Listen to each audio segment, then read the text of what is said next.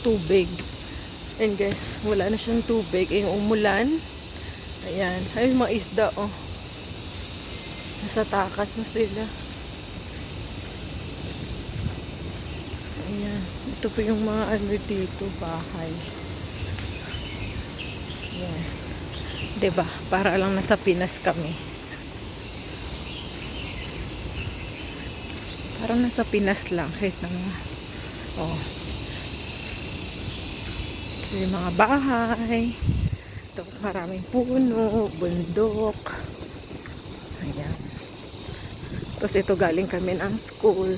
So, naglalakad kami papunta doon sa market. Ang ulap. Parang uulan. T1 ngayon eh. Mamayang hapon daw take 3. T3. Ang ulap. Kaya hindi sila binabaha dito kasi kita nyo naman.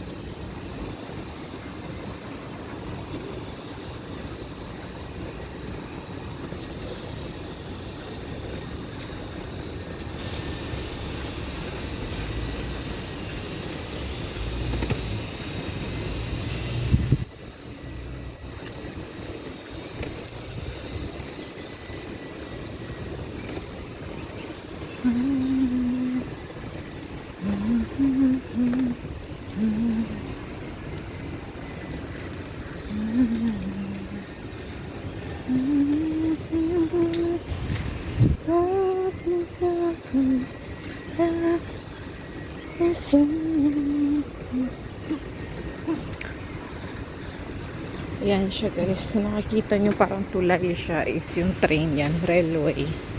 Ay, umaambon. Ay. Umaambon na siya. Simula na dumadaming tubig. Dito yan na Kaya yung mga isda hindi nila kinakain kasi marumi. Ito yung kita nyo yung mga kanal na yan. Mga tubig doon galing sa mga ano dito na punta.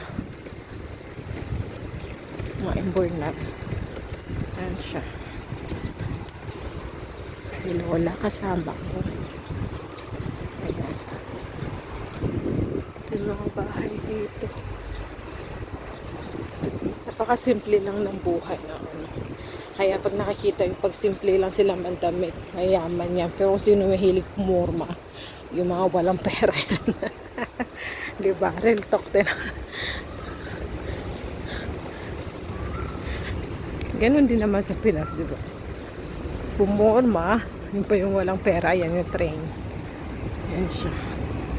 Yun. Nasaktuhan din. Yan siya. Ayan, start na po umuulan. Ay! Umuulan na. Umuulan na guys, umuulan. Yung train.